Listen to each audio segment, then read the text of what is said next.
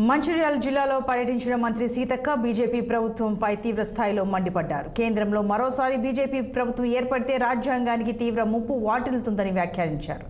భారతదేశంలో మనం పరాయి వాళ్ళలాగా బతకాల్సి వస్తుందని మంత్రి సీతక్క ఘాటుగా విమర్శించారు.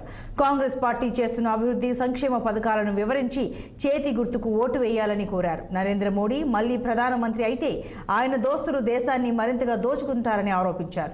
ఇప్పటికే అనేక ప్రభుత్వ సంస్థలను బీజేపీ ప్రభుత్వం ప్రైవేట్ సంస్థలకు అమ్మేసిందని, ఇప్పుడు అధికారంలోకి వస్తే రాజ్యాంగాన్ని మార్చి మన హక్కులను కాలరాసే కుట్ర చేస్తుందని సీతక్క విమర్శించారు.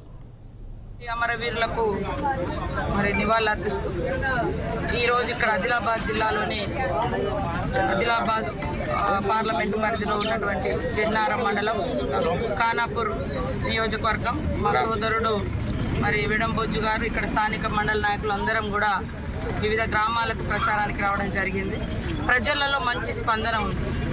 కాంగ్రెస్ ఏం గ్యారంటీ అని కొంతమంది దుర్మార్గులు దుష్ప్రచారం చేస్తారు.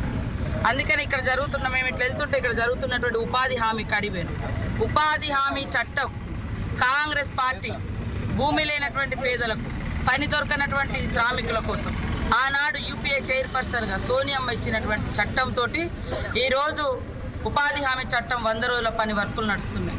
ఈ 100 రోజుల పనే వారికి మేజర్ ఉపాధి.